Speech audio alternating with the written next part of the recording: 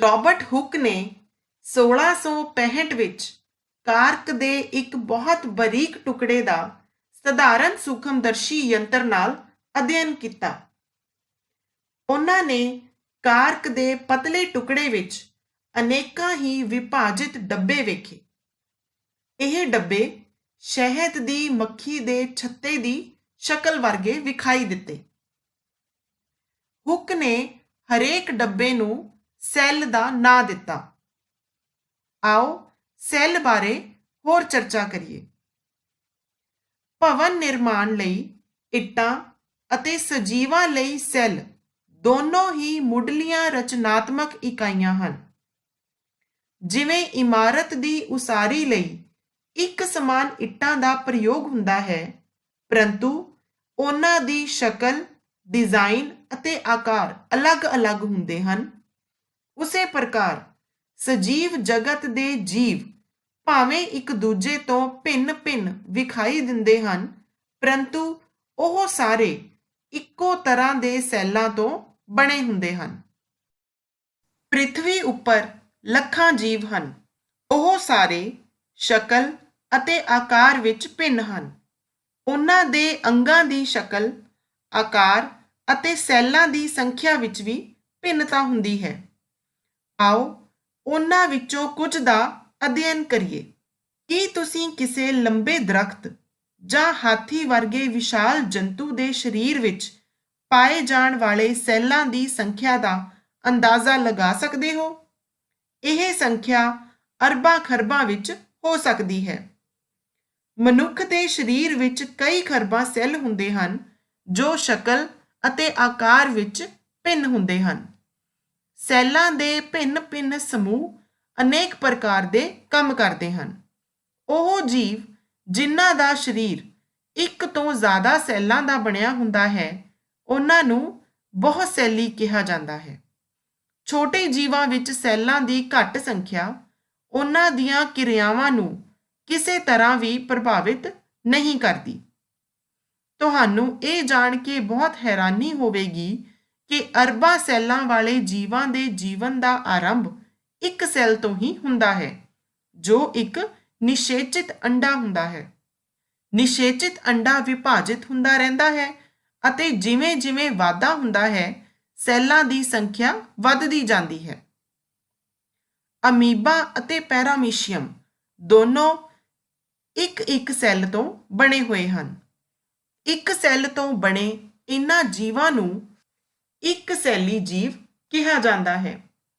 ਇੱਕ ਸੈਲੀ ਜੀਵ ਵੀ ਉਹ ਸਾਰੀਆਂ ਜ਼ਰੂਰੀ ਕਿਰਿਆਵਾਂ ਕਰ ਸਕਦਾ ਹੈ ਜੋ ਬਹੁਸੈਲੀ ਜੀਵਾਂ ਦੁਆਰਾ ਕੀਤੀਆਂ ਜਾਂਦੀਆਂ ਹਨ।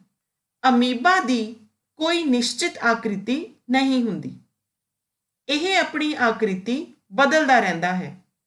ਇਸ ਦੇ ਮੁੱਖ ਸਰੀਰ ਤੋਂ ਬਾਹਰ ਵੱਲ ਭਿੰਨ-ਭਿੰਨ ਲੰਬਾਈਆਂ ਦੇ ਉਭਾਰ ਦਿਖਾਈ ਦਿੰਦੇ ਹਨ। ਇਹਨਾਂ ਨੂੰ ਸਿਊਡੋਪੋਡੀਆ ਜਾਂ ਝੂਠੇ ਪੈਰ ਕਿਹਾ ਜਾਂਦਾ ਹੈ। ਇਹ ਝੂਠੇ ਪੈਰ ਅਮੀਬਾ ਦੇ ਗਤੀ ਕਰਨ ਸਮੇਂ ਅਤੇ ਭੋਜਨ ਦਾ ਅੰਤਰ ਗ੍ਰਹਿਣ ਕਰਦੇ ਸਮੇਂ ਬਣਦੇ ਅਤੇ ਵਿਗੜਦੇ ਰਹਿੰਦੇ ਹਨ। ਮਨੁੱਖ ਦੇ ਲਹੂ ਵਿੱਚ ਮਿਲਣ ਵਾਲੇ ਸਫੇਦ ਲਹੂ ਸੈੱਲ ਵੀ ਇੱਕ ਸੈਲੀ ਰਚਨਾ ਦੀ ਉਦਾਹਰਣ ਹਨ, ਜੋ ਆਪਣੀ ਆਕ੍ਰਿਤੀ ਬਦਲ ਸਕਦੇ ਹਨ। ਮਨੁੱਖ ਦੇ ਭਿੰਨ-ਭਿੰਨ ਪ੍ਰਕਾਰ ਦੇ ਸੈੱਲਾਂ ਜਿਵੇਂ ਲਹੂ, ਪੇਸ਼ੀ ਅਤੇ ਨਾੜੀ ਸੈੱਲ ਵਿਖਾਏ ਗਏ ਹਨ। ਇਹ ਭਿੰਨ-ਭਿੰਨ ਆਕ੍ਰਿਤੀਆਂ ਉਹਨਾਂ ਦੇ ਵਿਸ਼ੇਸ਼ ਕਾਰਜਾਂ ਨਾਲ ਸੰਬੰਧਿਤ ਹਨ। ਸੈੱਲ ਆਮ ਤੌਰ ਤੇ ਗੋਲ, ਚਪਟੇ ਜਾਂ ਲੰਬੇ ਹੁੰਦੇ ਹਨ। ਕੁਝ ਸੈੱਲ ਲੰਬੇ ਹੁੰਦੇ ਹਨ, ਜਿਨ੍ਹਾਂ ਦੇ ਦੋਨੋਂ ਸਿਰੇ ਨੁਕੀਲੇ ਹੁੰਦੇ ਹਨ। ਇਹਨਾਂ ਦਾ ਆਕਾਰ ਤਕਲਾ ਰੂਪੀ ਹੁੰਦਾ ਹੈ। ਕੁਝ ਸੈੱਲ ਬਹੁਤ ਲੰਬੇ ਅਤੇ ਸ਼ਾਖਾਵਾਂ ਵਾਲੇ ਹੁੰਦੇ ਹਨ, ਜਿਵੇਂ ਨਾੜੀ ਸੈੱਲ ਜਾਂ ਨਿਊਰੋਨ। ਸੈੱਲ ਦੇ ਸਾਰੇ ਭਿੰਨ-ਭਿੰਨ ਅੰਗ ਇੱਕ ਝਿੱਲੀ ਨਾਲ ਘਿਰੇ ਹੁੰਦੇ ਹਨ। ਇਹ ਝਿੱਲੀ ਪੌਦੇ ਅਤੇ ਜੰਤੂ ਸੈੱਲਾਂ ਨੂੰ ਆਕ੍ਰਿਤੀ ਪ੍ਰਦਾਨ ਕਰਦੀ ਹੈ। ਪੌਦਾ ਸੈੱਲ ਦੇ ਬਾਹਰ ਇੱਕ ਹੋਰ ਸਖਤ ਤੇ ਮਜ਼ਬੂਤ ਪਰਤ ਹੁੰਦੀ ਹੈ, ਜਿਸ ਨੂੰ ਸੈੱਲ ਕੰਧ ਆਖਦੇ ਹਨ। ਇਹ ਪੌਦਾ ਸੈੱਲਾਂ ਨੂੰ ਆਕ੍ਰਿਤੀ ਅਤੇ ਮਜ਼ਬੂਤੀ ਪ੍ਰਦਾਨ ਕਰਦੀ ਹੈ। ਜ਼ਿਆਦਾਤਰ ਸੈੱਲ ਬਹੁਤ ਹੀ ਸੂਖਮ ਹੁੰਦੇ ਹਨ ਅਤੇ ਨੰਗੀ ਅੱਖ ਨਾਲ ਵਿਖਾਈ ਨਹੀਂ ਦਿੰਦੇ। ਉਹਨਾਂ ਨੂੰ ਵੇਖਣ ਲਈ ਸੂਖਮਦਰਸ਼ੀ ਦੁਆਰਾ ਵੱਡਾ ਕਰਨਾ ਜ਼ਰੂਰੀ ਹੈ।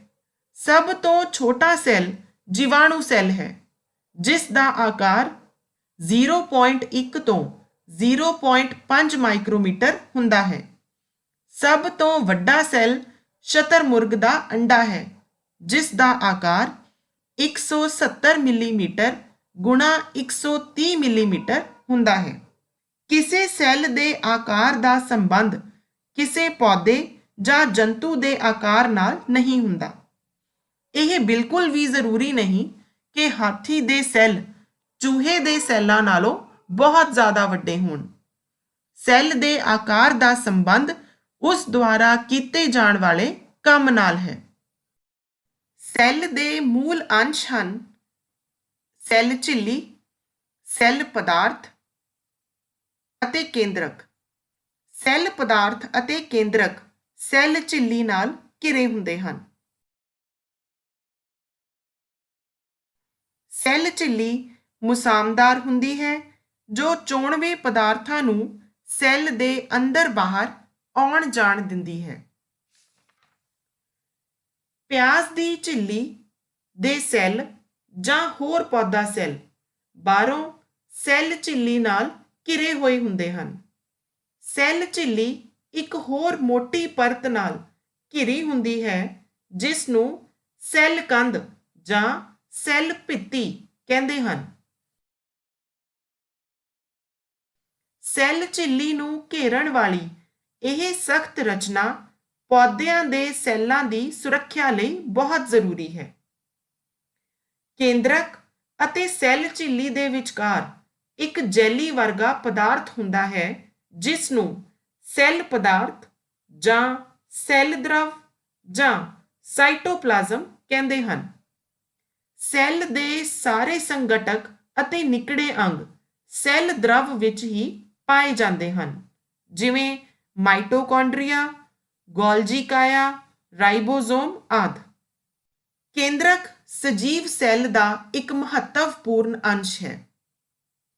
ਕੇਂਦਰਕ ਬਾਹਰੋਂ ਇੱਕ ਝਿੱਲੀ ਨਾਲ ਘਿਰਿਆ ਹੁੰਦਾ ਹੈ, ਜਿਸ ਨੂੰ ਕੇਂਦਰਕ ਝਿੱਲੀ ਕਹਿੰਦੇ ਹਨ।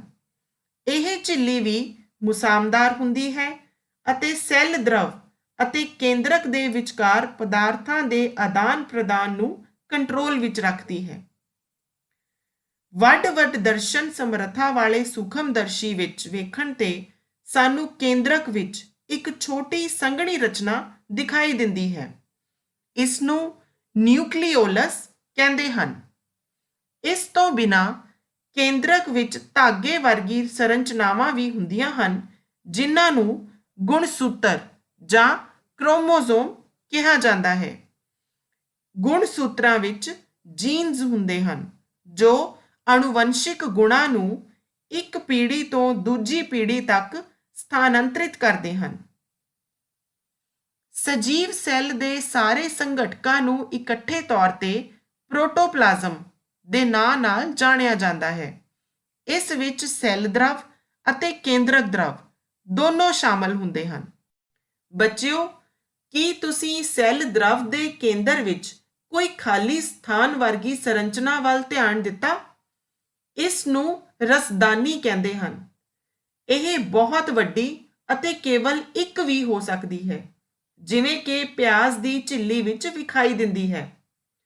ਗਲ ਦੇ ਸੈੱਲਾਂ ਵਿੱਚ ਕਈ ਛੋਟੀਆਂ-ਛੋਟੀਆਂ ਰਸਦਾਨੀਆਂ ਹੁੰਦੀਆਂ ਹਨ।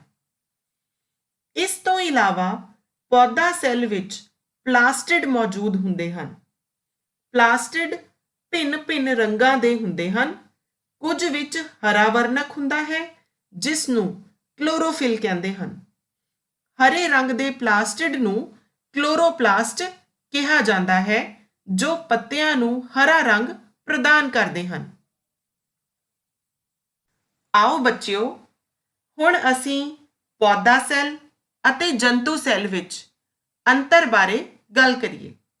ਜੰਤੂ ਸੈੱਲ ਵਿੱਚ ਸੈੱਲ ਭਿੱਤੀ ਨਹੀਂ ਹੁੰਦੀ। ਪੌਦਾ ਸੈੱਲ ਵਿੱਚ ਸੈੱਲ ਭਿੱਤੀ ਹੁੰਦੀ ਹੈ, ਜੋ ਸੈਲੂਲੋਜ਼ ਦੇ ਰੂਪ ਵਿੱਚ ਮੌਜੂਦ ਹੈ। ਜੰਤੂ ਸੈੱਲ ਦਾ ਆਕਾਰ ਗੋਲਾਕਾਰ ਜਾਂ ਸਪਸ਼ਟ ਆਕਾਰ ਨਹੀਂ ਹੁੰਦਾ। ਪੌਦਾ ਸੈੱਲ ਦਾ ਆਕਾਰ ਸਪਸ਼ਟ ਰੂਪ ਵਿੱਚ ਆਇਤਾਕਾਰ ਹੁੰਦਾ ਹੈ। ਜੰਤੂ ਸੈੱਲ ਵਿੱਚ ਛੋਟੀਆਂ-ਛੋਟੀਆਂ 3 ਜਾਂ 4 ਰਸਦਾਨੀਆਂ ਮੌਜੂਦ ਹੁੰਦੀਆਂ ਹਨ, ਪਰੰਤੂ ਪੌਦਾ ਸੈੱਲ ਵਿੱਚ ਕੇਵਲ ਇੱਕ ਬਹੁਤ ਵੱਡੀ ਰਸਦਾਨੀ ਪਾਈ ਜਾਂਦੀ ਹੈ। ਜੰਤੂ ਸੈੱਲ ਵਿੱਚ ਪਲਾਸਟਿਡ ਮੌਜੂਦ ਨਹੀਂ ਹੁੰਦੇ। ਪੌਦਾ ਸੈੱਲ ਵਿੱਚ ਪਲਾਸਟਿਡ ਮੌਜੂਦ ਹੁੰਦੇ ਹਨ। ਜੰਤੂ ਸੈੱਲ ਵਿੱਚ ਅਤੇ ਪੌਦਾ ਸੈੱਲ ਵਿੱਚ ਦੋਵਾਂ ਵਿੱਚ ਸੈੱਲ ਝਿੱਲੀ ਮੌਜੂਦ ਹੁੰਦੀ ਹੈ।